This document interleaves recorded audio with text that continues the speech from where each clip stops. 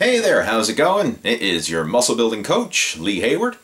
And I got a question yesterday sent in through the Total Fitness Bodybuilding YouTube channel by Ronald.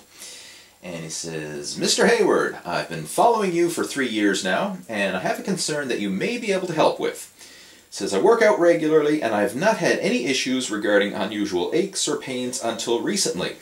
I've taken up cycling for long distances, and noticed only lately that my right side of my knee has been hurting. It feels very painful when I'm on the bike, however it's fine when I'm walking. As soon as I start cycling, the pain comes. What kind of workouts can I do to get rid of this pain? Thank you, Ronald. Alright, that is a good question, and one that I have some experience with because I am a weekend warrior cyclist myself. It's one of my favorite forms of cardio.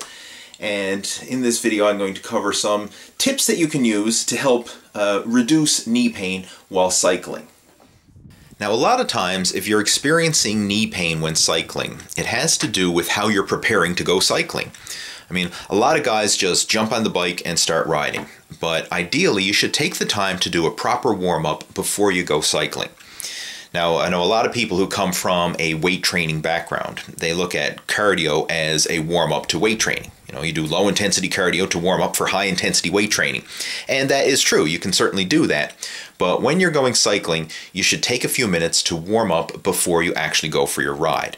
And it doesn't have to be anything too complex. I mean, even just a few minutes to do some simple exercises while you're getting yourself ready to go for your ride.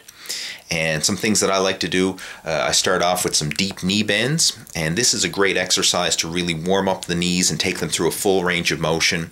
After that, I'll do some squats. And what you'll find is by doing these deep knee bends and doing the squats, you may actually feel your knee joints crack as you're doing the exercise, almost like the sensation you get if you crack your knuckles. And what this is, it's your body releasing this natural joint lubricant, a synovial fluid, and that is your body's way to help limber up the joints. And generally speaking, once you crack a joint, you may do it once or twice and then that's it. You won't get that cracking sensation anymore because the joints are limbered and lubricated. So it's good to do that before you actually get out there on your ride. After I do some squats and knee bends, I'll do some simple stretches, things like bending over to touch your toes. I mean, it's a great stretch for stretching out the hamstrings, the glutes, and stretching out the lower back. You can even cross your legs and do a toe touch stretch, and this will help to give you a more intense stretch throughout the hamstring, and it'll also help to stretch out the IT band of the leg that you have crossed over. I also like to do a basic quadricep stretch, which is just pull the heel to your butt and hold it there, and you'll really feel a good stretch throughout your quads. And after that, I like to do a hurdler stretch where you just lunge forward, and this is a really good one for stretching out the glutes and the hips of the front leg, and you'll feel the stretch throughout the hip flexor of the back leg. And I'll alternate it and do both sides. So again, it's just some simple exercises. I mean, it only takes you a few minutes, but these exercises done before you go for a ride can help to minimize some joint pain and aggravation that you experience while you're out there riding. What an awesome day. So where I'm riding to right now is along the shoreline. This used to be the old rail bed. And here in Newfoundland, they took up the train tracks several years back. Oh geez, maybe 20 or even probably 30 years ago since they've had railway tracks here. So what I'm riding on is the old rail bed, and it goes right along the shoreline here. And you can see it's absolutely beautiful. But some other tips to go along with this video, some other tips that you can use if you're experiencing knee pain while cycling is when you start off riding, I mean after you've done your warm-up and everything else, for the first 5 or 10 minutes, just take it easy. Keep your bike in an easy gear and just focus on spinning your legs without a lot of resistance. And that's just going to warm up the joints, tendons, and ligaments and make it more comfortable for when you do get into more high-intensity riding. And another thing is, if you're just getting into riding after a long layoff or you're brand new, then don't start off with some big, massive 20-mile bike ride right off the get-go. I mean, just ease yourself into it.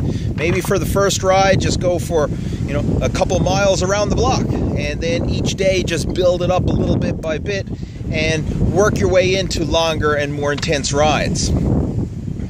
Another thing that you can try as well, if you're finding your knees or your hips or anything are bothering you, is experiment with the height of your seat. Now here on my bike, I'll just show you, I have, let's see if I can angle it here, I have a dropper post. I don't know if it's coming through here. Okay, there we go. A dropper post. So I just move this lever while I'm riding, and I can literally adjust the seat up and down on the fly. Now, even if you don't have a dropper post, chances are you'll be able to adjust your seat. And generally speaking, where you want to have your seat is as high as you can while keeping a slight bend in your knees.